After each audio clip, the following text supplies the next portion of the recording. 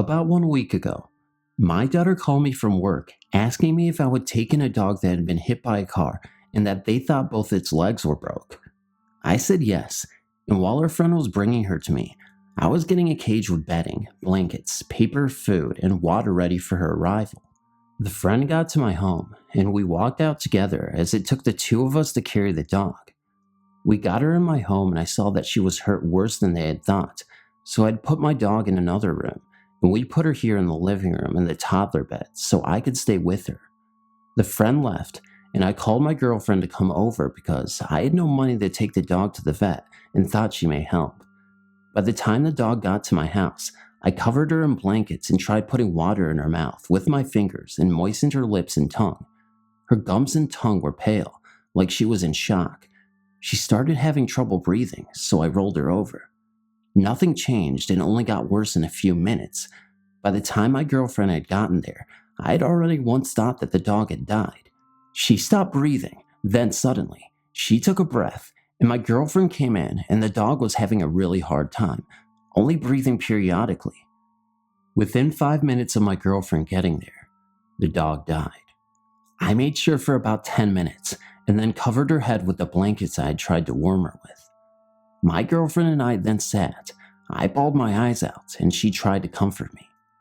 I then got myself together and started trying to figure out what to do with the poor dog's remains.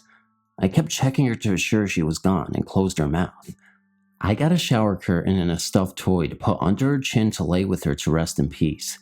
Then I took my family blanket we used to watch TV and throw over us to wrap the little girl in love. Then I found an old cargo net out of my old SUV to tie it shut, as I didn't know as of yet where to put her as the ground was frozen, so I couldn't even bury her. About 30 minutes later, my girlfriend and I decided to put the little one, all tied up and warm, in my girlfriend's garage until we could bury her. We drove to her house and I carried her in and placed her on an old lounge napping couch. Me and my girlfriend had broken up over this and stayed that way until the day of the encounter. Now this dog was a black lab with white down the center of its chest and a faded red nylon collar. Then the 16th rolled around and I was just bothered and wanted to see my girlfriend. So I texted her asking if she wanted to come by that evening and hang out. Of course she said yes. So she came over straight from work that evening and we had a few beers and were driving around. While driving around, she told me that she had gotten someone to bury the dog a couple of days prior about 30 minutes away. We got a little over halfway between her house and mine, and we passed a dog on the road coming towards us in the other lane of a 2-lane road. I slowed down and gasped for air and said, "Oh my God, did you see that?" She asked, "What are you talking about?" And I replied with, "No, I'm not saying a word. I'm turning around and see what you think." She replied, "I think I know what you are going to say." So I found a place to turn around, and we drove back to see this dog. We found it on the other lane of the road, walking up another road that went up the hill. I said, "No, Kathy, wait, just look." So I drove up beside the dog, and it stopped and stared at us without making a move or sound. So I ended up rolling down my window and said, "Hey there, baby." Still no wag of a tail or anything. It looked just like that dog that we had that died previously, and had the very same color. Kathy told me to get the hell out of there and just not speak about it anymore. But what does this mean? Did we see the dead ghost of the dog that we just took care of? Because I swear it seemed like the same one. It looked exactly like it. I just don't know what to think at this point. But thank you for reading.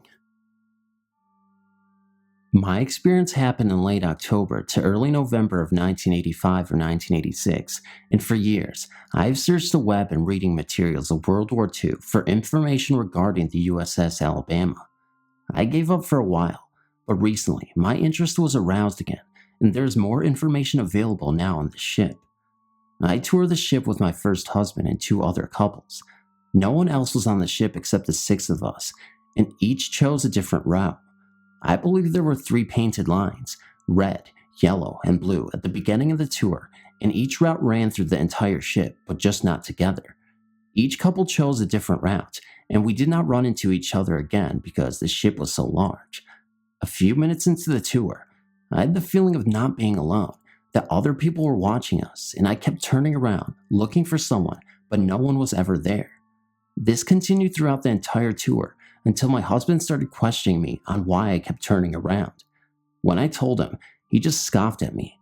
I never heard any voices or saw anyone or anything, but I just had the uncanny feeling of unseen presence and some sadness. The only noises I remember was something being banged on metal, which I attributed to the settling of the ship. At the very end of the tour, just before we were to get off the ship, we saw a sleeping compartment for some sort of lieutenant. I entered the compartment and sat on the bunk for just a second or two. As I was coming out of this compartment, something snatched a diamond earring out of my ear. Not much pain, but definitely a force, and not just the earring falling out on its own. I was upset because I thought even if I was able to find the earring, I would have to go to a jewelry store to get another back for it because I knew I would never be able to find the little tiny back to it. When we found the earring, it was in the corner 10 to 12 feet from where I had been standing and the back was still on it. I took this to mean that there definitely had been someone or something else on that tour with us, and because my husband kept scoffing at me, this was the other person's way of letting me know I'd not been wrong. This next part may be just my imagination, or maybe there could have been pictures of some of the officers on the ship at the time I was there. I don't remember, but for years, I've carried the image of a tall, thin-faced, blonde officer in my mind. No name, just his face. A few weeks ago when I began my search again for information on the ship, one website had pictures and biographies of some of the commanders. One is the face I had seen in my mind for years. Unless there were pictures on that ship back in 85 or 86, there's no other place I could have seen that face. None of the books on World War II I've searched through have this man in them. This is the only strange thing that has ever happened to me. I've been to the Winchester Mystery House in California, the Oak Alley Plantation in Louisiana, Civil War battlefield parks, etc., and never, ever has anything even remotely different happened to me. In my opinion, California is one of the most haunted places in the world. Its history is no doubt one of greed and sadness. Whole tribes of people like the Tungava, ravaged by disease, slavery, genocide, and deculturalization at the hands of the white man and his moral cloak. Both my mother and I have had a heightened sense of spirits, both good and bad, and have had many interesting encounters, of which many may be skeptical. Regardless, when one experiences things firsthand, they tend to be more understanding, and so I hope you find my encounters with spirits interesting. About 6 or 7 years ago, I was around 12 at the time. My mother and I lived in the Vanderlip estate of Portuguese Bend, a place of urban legend and mysterious happenings. Frank A. Vanderlip bought the Palos Verdes Peninsula back in 1913 and began construction of the Vanderlip estate within the year.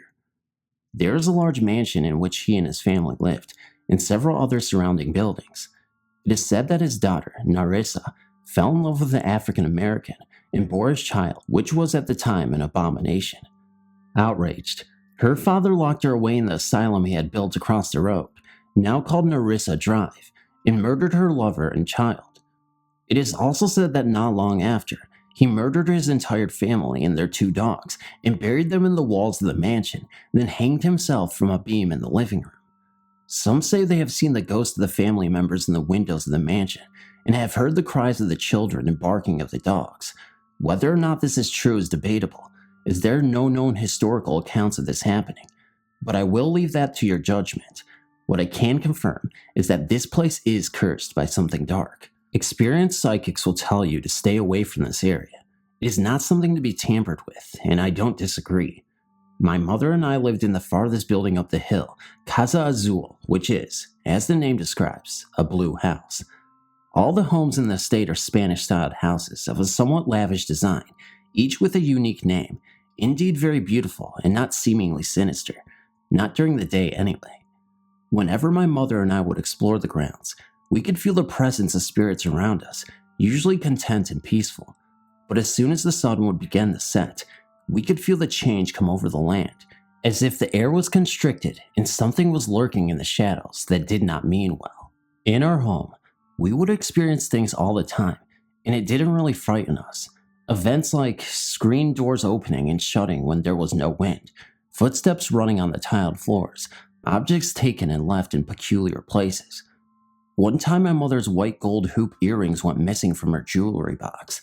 On my way back from the Greek pillar ruins, I felt something behind me and ran as quickly as I could down the hill. I stopped and turned to confront it, and there was nothing there. But when I turned around, there were the earrings in the middle of the path, just in front of my feet. The hair stood up on my whole body, and I picked them up and ran back to the house. On another occasion, I was sitting on the couch in the living room, reading quietly, when I heard something walk behind me and tenderly grabbing my hair, which was hanging over the back of the couch as it walked past.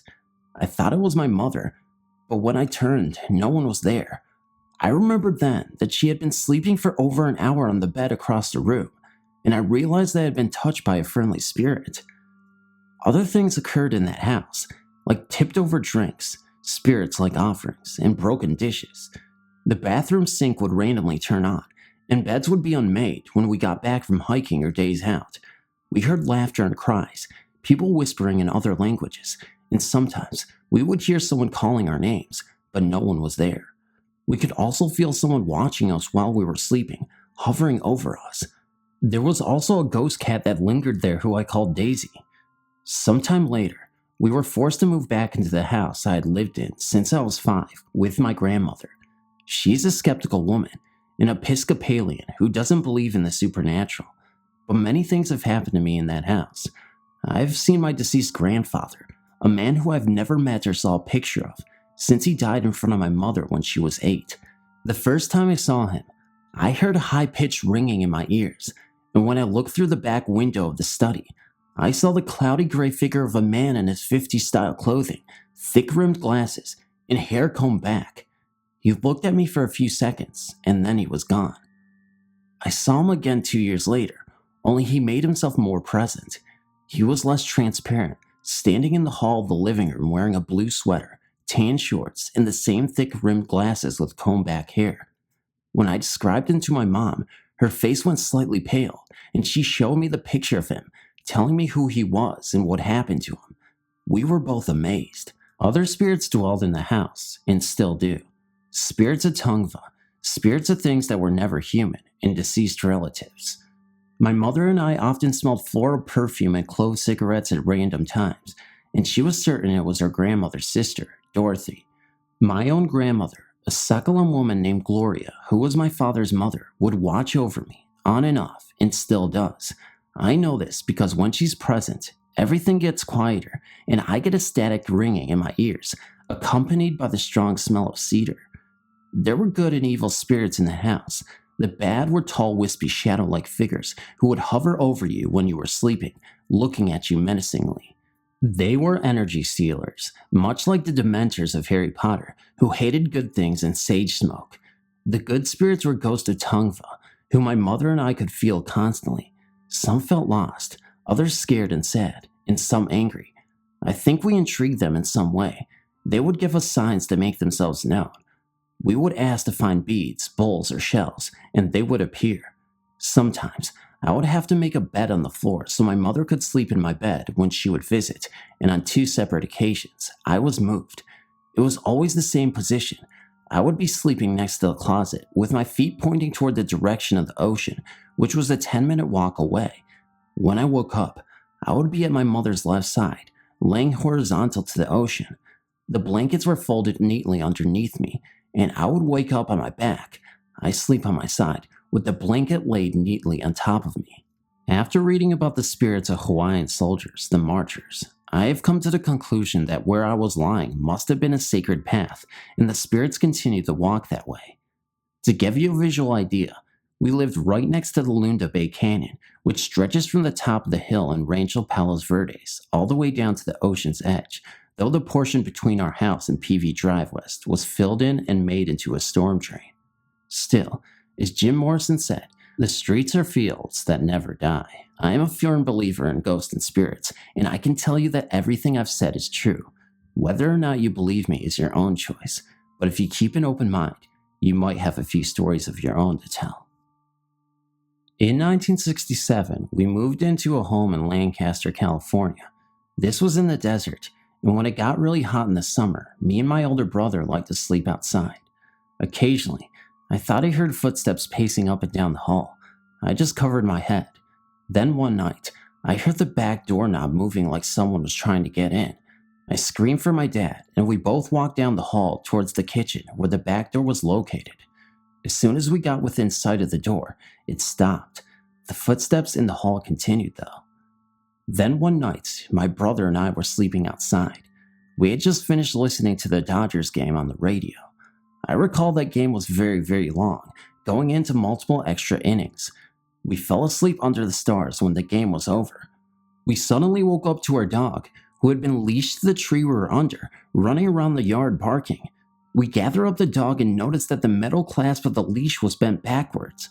This was a heavy cast clasp, and it would not be possible to bend it back unless we put it in a vise and used a hammer. So we tied the leash on. The dog could not have done it because this dog was just a little poodle terrier mix, and the bend was in the wrong direction for it to have been made if the leash was pulled on. Then I noticed it.